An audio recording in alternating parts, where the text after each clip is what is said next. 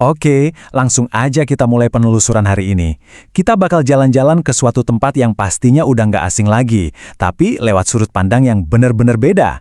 Hari ini, kita nggak cuma bahas tumpukan batu bata kuno yang megah, tapi kita bakal melangkah lebih jauh.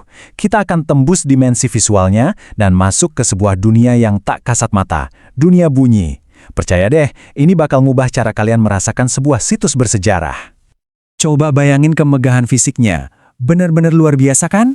Ini beneran menangkap skala sesungguhnya dari mahakarya kerajaan Mataram kuno dan dinasti Shailendra dari abad ke-8 dan ke-9 Masehi. Ini bukan sekedar monumen biasa. Ini tuh saksi bisu dari kejayaan masa lalu yang dibangun dengan dedikasi yang, wow, luar biasa banget. Nah, biar lebih paham, kita bakal ngikutin perjalanan sensorik nih hari ini. Dari skala yang paling makro ke mikro. Mulai dari keagungan fisik Candi Borobudur, lanjut ke fungsinya sebagai pusat wisata dan religi, terus kita bahas lanskap dan zonasi ruangnya, baru deh kita memahami dimensi bunyi, dan ditutup dengan soundscape di ruang bersejarah. Bagian 1.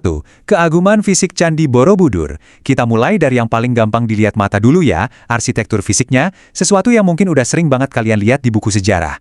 Jadi poin pentingnya di sini, UNESCO itu mengakui Borobudur bukan cuma karena dia bangunan tua yang gede banget. Nggak cuma itu. Mereka melihat ada perpaduan harmonis antara stupa, candi, dan gunung. Dan yang paling keren, kalau kalian perhatiin kriteria keenamnya, bentuk keseluruhan candi ini tuh menyerupai bunga teratai suci. Ini melambangkan perpaduan konsep pemujaan leluhur lokal dengan perjalanan spiritual Buddhis menuju nirvana. Menarik banget kan? Konsep tadi itu benar-benar nyambung sama struktur candinya. Borobudur ini kan ibarat piramida berundak dengan 10 tingkat.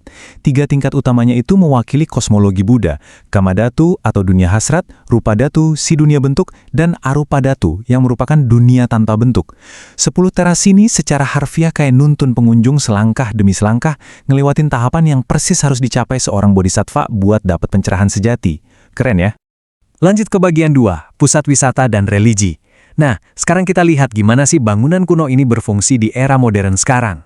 Selain reliefnya yang emang cakep parah dan detail, Borobudur di zaman sekarang ini multifungsi banget. Dia jadi area rekreasi yang ada taman sama museum edukasinya. Tapi esensi utamanya nggak hilang. Dia tetap jadi pusat religi dan tempat ziarah global, apalagi pas perayaan Waisak. Dan tahu nggak? Secara historis, lokasi yang dulunya terpencil ini emang dipakai para petapa buat ningkatin kekuatan spiritual mereka dari dalam. Jadi nilai spiritualnya itu beneran terus hidup berdampingan sama ramainya pariwisata modern. Bagian 3, lanskap dan zonasi ruang. Buat bener-bener ngerasain suasana tempat ini, kita perlu mundur dikit dari candinya dan lihat konteks ruang di sekitarnya. Coba deh perhatiin pembagian zonanya. Zona 1 yang di tengah itu fokus utamanya buat ngelindungin fisik candi secara arkeologis. Tapi yang menarik tuh zona 2 di sekelilingnya. Ini bukan sekedar taman hijau biasa loh. Area penyangga ini sengaja didesain buat ngasih efek psikologis. Tujuannya buat memperlambat langkah pengunjung, bikin kita lebih rileks sebelum akhirnya benar-benar nyampe ke area candi suci di tengah. Pinter banget kan desainnya? Kalau kita lihat lebih luas lagi, candi ini posisinya kayak lagi dipeluk sama alam.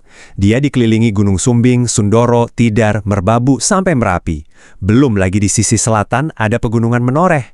Fakta uniknya nih, siluet pegunungan Menoreh itu sering dibilang mirip banget sama profil wajah Gunadarma, sang arsitek legendarisnya Borobudur.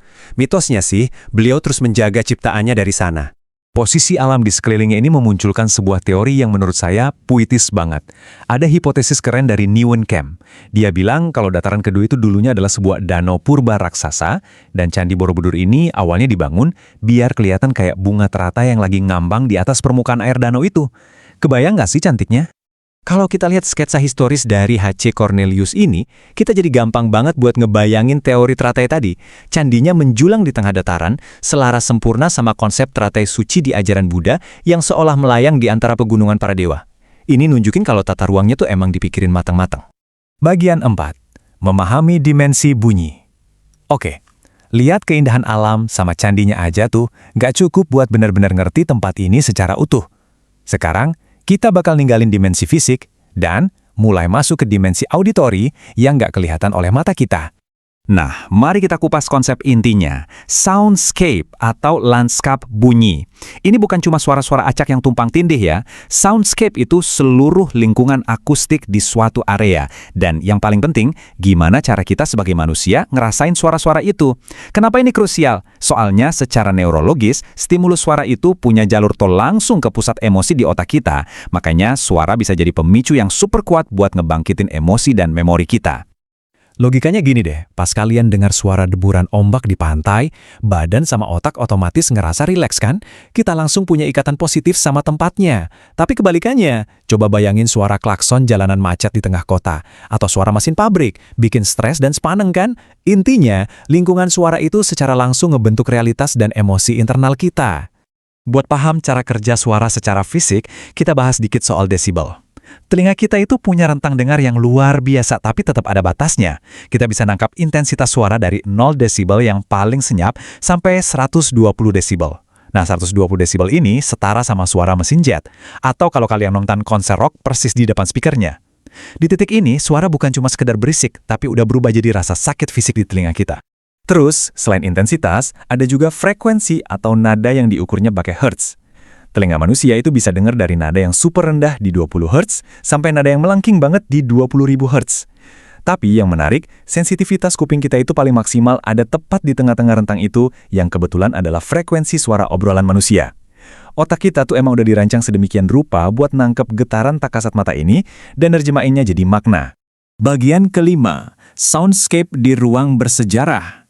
Sekarang, yuk kita bawa prinsip-prinsip suara tadi kembali ke dunia pelestarian budaya dan situs bersejarah, kayak Borobudur. Kerangka kerja yang kalian lihat ini ngejelasin satu hal penting. Soundscape itu nggak murni cuma sekedar kebisingan objektif yang ada di suatu tempat. Suara yang masuk ke telinga kita itu disaring habis-habisan lewat persepsi dan interpretasi kita. Kita mendengarnya secara objektif, tapi kita ngasih penilaiannya secara subjektif, yang pada akhirnya ngebentuk pemahaman kita soal tempat tersebut.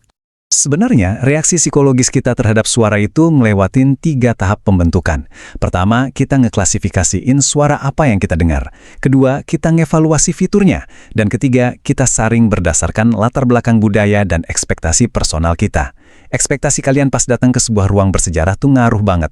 Apakah suatu suara itu bakal dianggap sebagai bagian dari atmosfer aslinya, atau justru cuma jadi gangguan yang nyebelin? Nah, ini ngebawa kita ke kesimpulan intinya.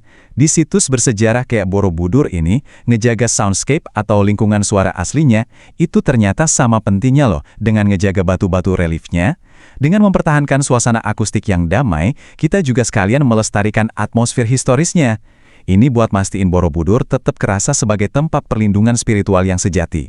Alam, budaya, dan bunyi itu benar-benar terikat jadi satu kesatuan pelestarian. Terakhir, saya mau ngasih satu pertanyaan buat kalian renungin, terutama soal ngelindungin warisan budaya yang kelihatan maupun yang enggak.